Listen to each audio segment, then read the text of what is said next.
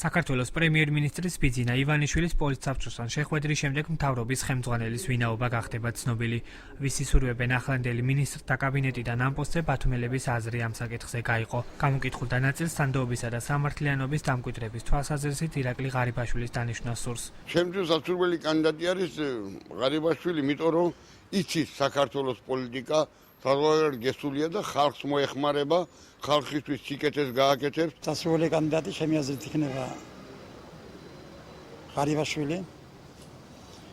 ვინაიდან უკვე 1 წელია ის არის შინაგან საქმეთა მინისტრი და მე ვფიქრობ, რომ სამინისტროში მართლაც და სამართლიანობა მკვიდრდება. გაწონასწორებული საქმის ცოდნე და რეფორმების განხორციელების თვალსაზრისით ყველაზე წარმატებული. ასე ახასიათებენ სასურველ კანდიდატს დავით სერგიენკოს პრემიერობის მომხრეები. სასურველი კანდიდატი ზოგადად უნდა იყოს ისეთი პიროვნება, რომელიც ზოგადად ქვეყნისთვის იქნება წარმატებული და ქვეყანას ზოგადად წარმოაჩენს, ან ქვეყნისთვის გააკეთებს ბევრ სასიკეთო რამეს და ეს პირველ რიგში უნდა აისახოს, რა თქმა უნდა, მოქალაქეების ცხოვრებაში.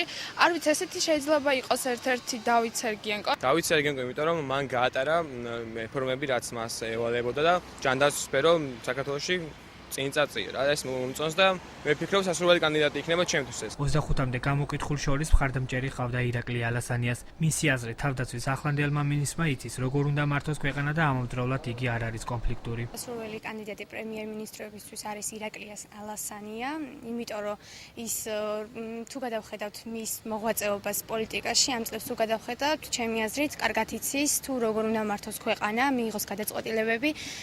ის არის კონფლიქტური ადამიანი არ არის, გაწონასწორებული ადამიანი არის. ბათუმელი ნანული დუმბაძე მიიჩნევს, რომ პრემიერ-მინისტრობის კანდიდატები საზოგადოებისთვის საბოლოო გადაწყვეტილების მიღებამდე ერთი კვირით ადრე უნდა ყოფილიყო ცნობილი. ჩემთვის სასურველი მაშინ იქნებოდა, როცა რომ 5-6 კანდიდატი გამომჟღავნდებოდა ადრე და აქედან დავასახელებდი და ავირჩევდი, რომელი იქნებოდა და ახლა დღეს ჩემთვის ძალიან გაურკვეველია, ვის აირჩევენ. საზოგადოებას წინასწარ უნდა ცოდნოდა ერთი კვირით ადრე, რომ ხალხს გამოკითხვა უნდა ჩატარებულიყო, რომელი სასურველი იქნებოდა და რომელს ავირჩევდა. პოლიტსაბჭოს წევრი მურმან დუმბაძე აცხადებს, რომ კანდიდატები ბევრია, მაგრამ გადაწყვეტილების მიღებისას ხალხის აზრი მაქსიმალურად იქნება გათვალისწინებული. კანდიდატების რაოდენობა საკმაოდ ბევრია, გამომდინარე იქედან, რომ კოალიცია ქართულ მოწინებამ დამაჯერებლად გაიმარჯვა 1 ოქტომბრის არჩევნებში და 7 ოქტომბრის არჩევნებში, ასე რომ კოალიციიდან დასახელდება